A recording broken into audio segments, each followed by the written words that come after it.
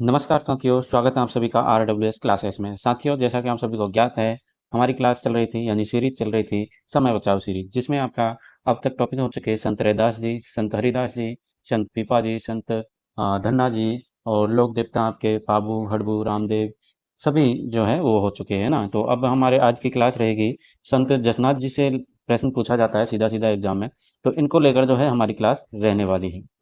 तो इस क्लास में आपको जो है सीधा सीधा पॉइंट ऑफ देखने को मिलेंगे। नए बच्चे जो हैं उनको बता देता हूँ, बाकी तो जो रेगुलर क्लास ले रहे हैं उनको तो सबको पता है कि किस प्रकार की क्लास यहाँ पर उपलब्ध होती है। तो साथियों, जिसको कहानी वगैरह सुननी है तो वो यहाँ से जा सकता है। कहानी यहाँ सुनने को नहीं मिलेगी, लेकिन आपको जो है सीधा सीधा एग्जाम ओरिएंटेड जो फैक्ट तैयार किए गए हैं वो फैक्ट आपको यहाँ पर दिए जा रहे हैं। तो ध्यान से और सीधा सीधा आपको यहाँ से एग्जाम में प्रश्न देखने को मिलेगा, इतना मैं गारंटी के साथ कह सकता हूँ। बाकी आपको टाइम पास करना है या फिर कोई कहानी सुननी है, दिलचस्प बनानी है, तो आप जा सकते हैं। सीधा सीधा फैक्टों को याद करना है, पढ़ना है। ठीक है। तो एग्जाम से रिलेटेड है, कोई भी क्वेश्चन उठा के देख लीजिए। आप प्रीवियस ईयर का जसनाथ जी से अगर कोई क्वेश्चन आया होगा तो अपनी क्लास से बाहर नहीं आया होगा, देख लीजिएगा। ठीक है। तो समझ आ गया क्या पढ़ना है, क्या कैसे क्या क्या करना है।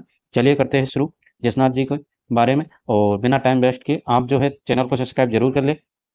एक बार प्लेलिस्ट पर जो नए मेरे साथी आए हैं वो एक बार प्लेलिस्ट पर विजिट करें। उनके काम की सारी ही मतलब सारा मैटर उनको यहाँ पर मिल जाएगा। उनके लिए करंट अफेयर्स की मेन इंपॉर्टेंट रहेगी।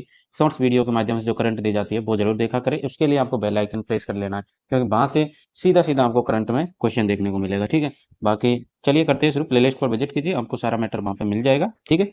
चलिए तो करते हैं शुरू। आ जाइए जसनाथ जी के बारे में जान लेते हैं थोड़ा। ठीक है। तो जसनाथ जी जो है, इनके सबसे पहले तो पॉइंट बनता है, जहाँ से क्वेश्चन बनता है वही पॉइंट शामिल किए हैं। बाकी कुछ लोग कहेंगे कि सर ये भी बताओ, इनके बारे में ये भी बताओ। तो मेरे भाई, जहाँ से क्वेश्चन बनता है, मैं सीधा सीधा बोल रहा हूँ, जहाँ से क्वेश्चन बनने की उम्मीद है वहीं से आपको जो है पॉइंट दिया जाएगा, वही पॉइंट यहाँ पर दिया जाएगा। फालतू का कचरा बिल्कुल नहीं मिलेगा। ठीक है। तो चलिए करते हैं शुरू। क्लास मैंने आपको बता दी है ताकि आपको समझ आ जाए कि इतना बताना जरूरी है, क्योंकि भाई आप लोग अपना टाइम दे रहे हो तो आपको पता होना चाहिए कि आप जो क्लास ले रहे हैं इसमें अंदर आगे क्या है। तो आपको पता चल गया है। ठीक है। चलिए तो इनके जन्म के बारे में जान लेते हैं। इनका जन्म होता है 1482 में।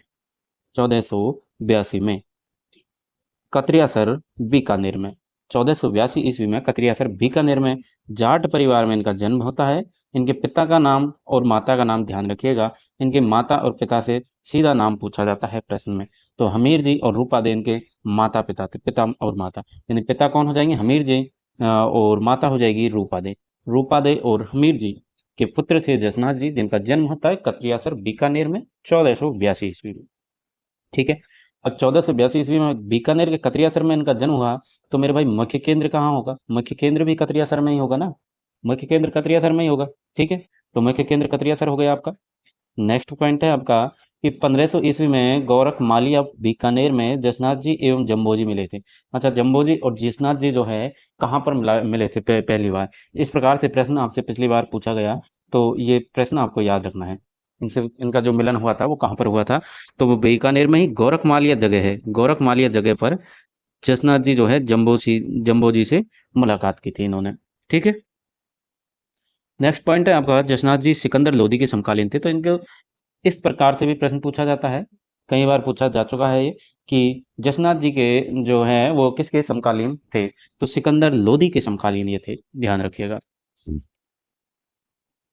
सिकंदर लोदी ने इन्हें कतरियासर के पास भूमि भेंट की थी, और सिकंदर लोदी ने ही इन्हें भूमि भेंट की थी कतरियासर के पास। कतरियासर में इनका जन्म हुआ। कतरियासर इनका मुख्य केंद्र। ठीक है।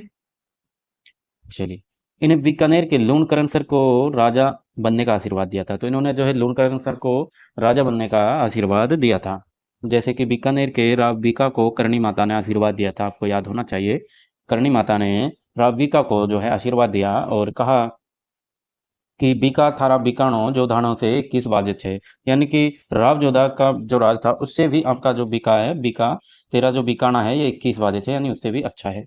तो इस प्रकार से करणी माता ने राव बीका को आशीर्वाद दिया था। तो उसी प्रकार से आपको याद रखना है कि लूणकरण को राजा बनने का आशीर्वाद किसने दिया था? तो आपके जो है जसनाथ जी ने दिया था। ठीक है। इस प्रकार से जो है पॉइंटों को आपको अटैच करते हुए चलना है और याद करना है। नेक्स्ट है आपका कि अपने अनुयायियों को 36 उपदेश दिए थे। तो इनसे सीधा-सीधा पूछा जाता है आपसे कि इन्होंने जो है अपने अनुयायियों को कितने उपदेश दिए थे? तो जसनाथ जी ने 36 उपदेश दिए। कितने दिए? 36 उपदेश। जसनाथ जी 36 उपदेश दिए। ठीक है?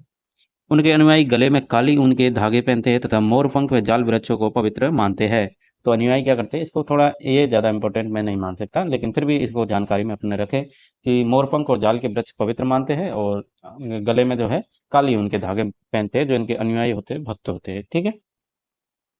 अनुयायियों द्वारा अग्नि नृत्य किया जाता है।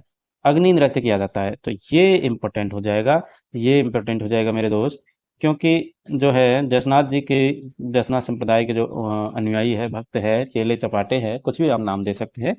ठीक है? तो वो क्या करते हैं? अग्नि नृत्य करते हैं, याद रखना। ठीक है? चलिए, इनकी पत्नी कालदे की पूजा की जाती है। तो इनकी पत्नी का नाम था कालदे और उसकी भी पूजा की जाती है। तो कालदे की भी पूजा की जाती है, याद रखना। जसनाथ जी ने 1506 ईस्वी में 24 वर्ष की आयु को कतरियासर में जीवित समाधि ले ली थी और आश्विन शुक्ला सप्तमी को ली थी। तो इससे प्रश्न इस प्रकार से पूछा जाता है कि ये जो समाधि ली थी, इन्होंने समाधि ली थी, तो ये कब ली थी?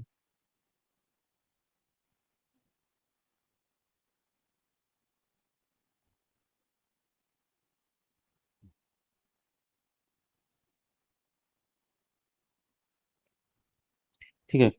तो आश्विन शुक्ला सप्तमी को जो है इन्होंने समाधि ली थी। ठीक है? तो ये डेट आपको याद रखनी है कि इन्होंने समाधि कब ली थी। तो अश्विन शुक्ला सप्तमी को इन्होंने समाधि ली थी, याद रखना। ठीक है? 24 वर्ष की एज में समाधि ले ली थी। कहाँ पर ली थी? तो कतरियासर में। कतरियासर बीकानेर में इनका जन्म हुआ, वहीं पर इनका मुख्य केंद्र रहा। ठीक है?